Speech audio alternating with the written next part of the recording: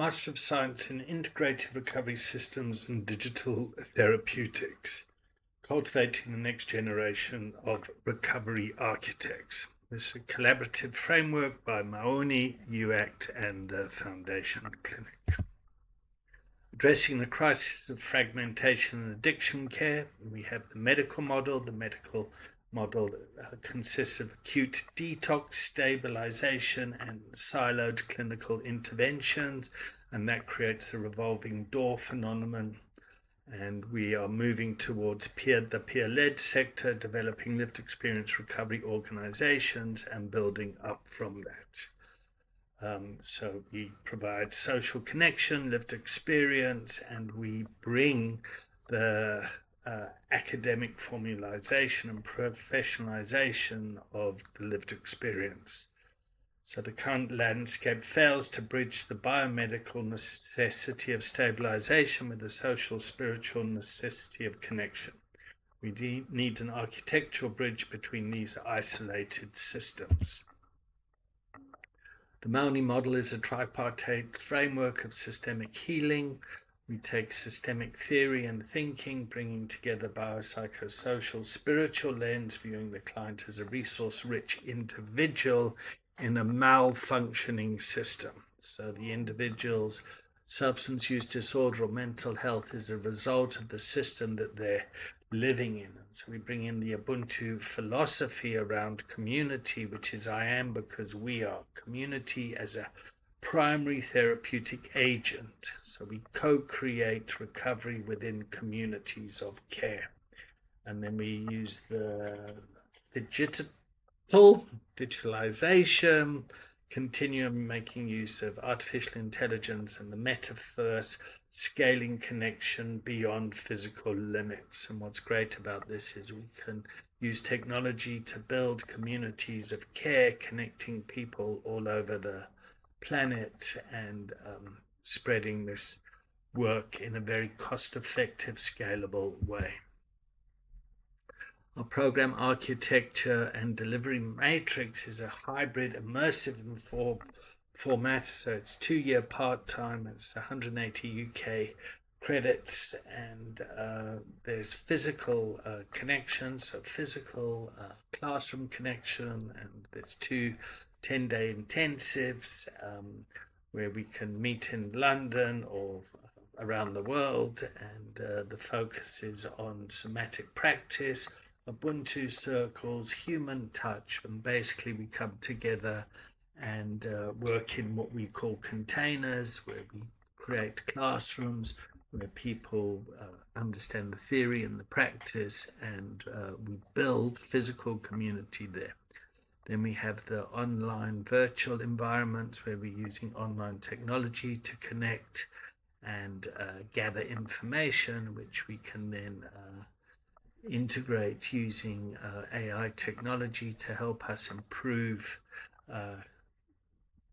the field and the practice, continuous professional development. And then we have the clinical practicum, where people go and work in Leros or in the various environments that they're in. So you could be an HR practitioner working in a corporate space. And if you wanted to bring impact the culture there, to bring in wellness, this course would be great for you as well. So the first year curriculum is about constructing the human systems architecture. One's humanity is made possible through the humanity of others. So that brings in the Ubuntu philosophy again within the system, and we're bringing in clinical rigor as well. So understanding the neuroscience and psychology of addiction, Ubuntu philosophy and ethics of co-creation, understanding systemic theory, using systemic coaching and methodologies as a skill set to help develop the culture of wellness within the environment, understand how trauma impacts people and informs clinical care, as well as somatic intelligence, emotional intelligence, understanding what's happening for individuals and how to de-escalate situations and manage risk and all those things that live within the field, and to develop recovery capital, internal and external recovery capital, and to bring community assets together as opposed to competing with each other. This will improve treatment outcomes, not only for the individual, but also improve cost of care for communities, for local authorities, government institutions, the workplace environment. The neuroscience and the biology of addiction is beyond the reductionism approach, interfacing coaching with medicine. So this is to work with the medical system, not to work against it or claim that we're there in the medical, but to actually work with improving treatment outcomes. We all know about neuroplasticity, so moving from broken brain models to growth mindset and rewiring capabilities, clinical interface understanding pharmacology and medical detox protocols, e.g. opioid substitution or benzodiazepine tapers, and then understanding the dual diagnosis component between substance use disorder and underlying dual diagnosis. And then how do we take clinical care and professionalism and improve treatment outcomes by aligning coaches with the community and to help bridge that gap. And we need to look at decolonizing treatment. Treatment is very westernized. It is very Americanized, for want of a better word, and we really want to bring Ubuntu and to deconstruct the colonistic view of treatment care. So we navigate the tension between the peer with shared history and professional with clinical boundaries, validating lived experience as epistemic justice, decolonizing treatment, contrasting Western models of individual autonomy with African models of communalism, moving from isolation to shared humanity. And orthographic, I can never say that word, narrative, reflective analysis of the student's own lineage and intergenerational trauma through the Ubuntu lens. And unfortunately, there's a lot of people out there working in the clinical environment that just have not been able to do their own personal work, or their training has boundarized their personal work, and people with lived experience that have no training around this, their boundaries often flood into the relationship. So it's understanding those dynamics through the Ubuntu lens. So systemic methodologies and somatic intelligence, and systemic coaching focus on forward-focused methodologies versus retrospective therapies, so really focusing on the future as opposed to the past, and geneograms and family constellations to identify hidden loyalties and leverage points. So where we come from, our past, our ancestors, definitely impacts our present and our thinking, and how we need to take the good from that and move forward, and then how that is also the trauma of our past is actually holding us back, and then how that impacts our body in the way that we show up. For example, polyvagal theory to kind of map safety, danger, and threat states, and the bottom-up approach is acknowledging the body and the feeling and what's going on in the body, and then responding cognitively with the brain as opposed to reacting to bodily experiences and then being unconscious of our reactions and the triggering that goes with that. And then we're looking at community assets and to bring everyone together, measuring recovery as a set of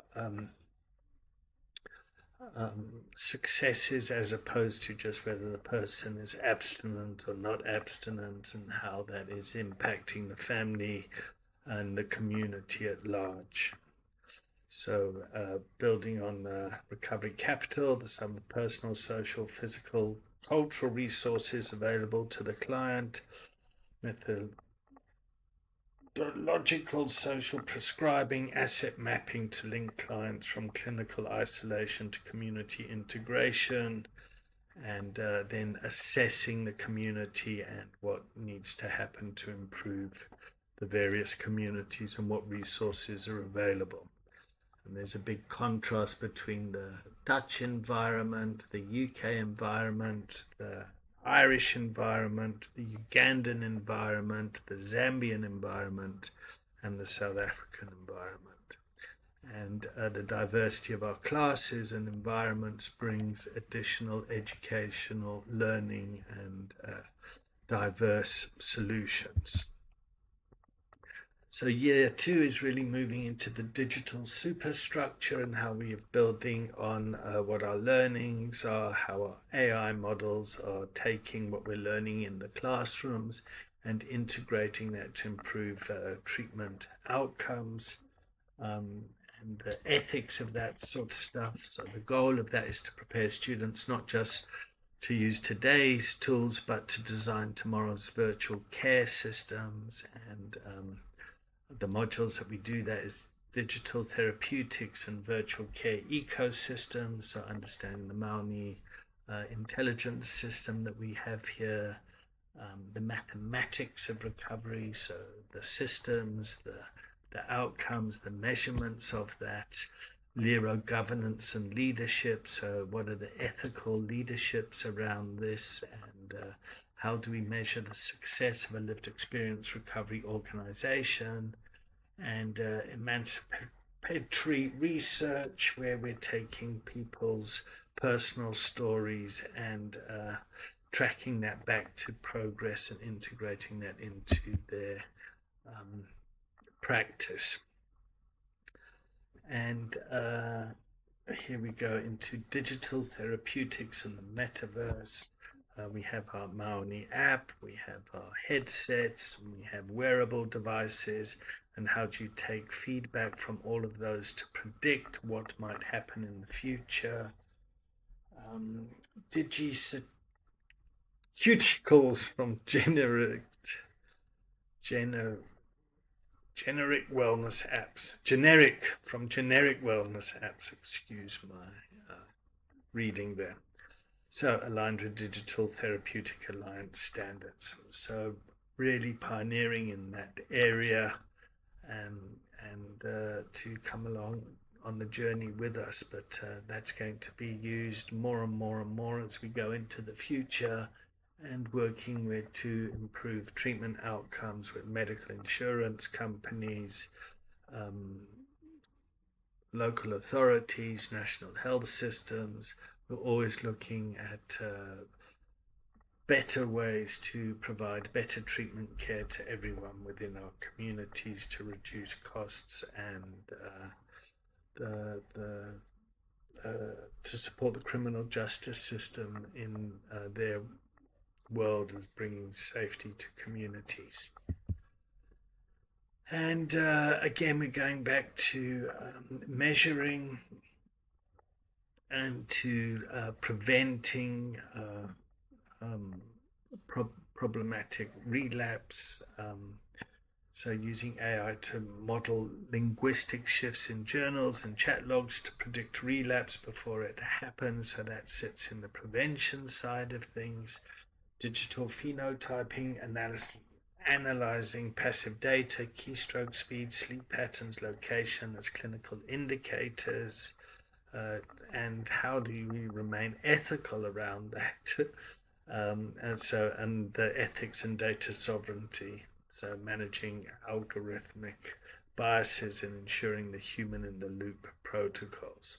So always bringing humanity to the forefront here. So using technology to protect the human as opposed to kind of track and penalize and exploit the human.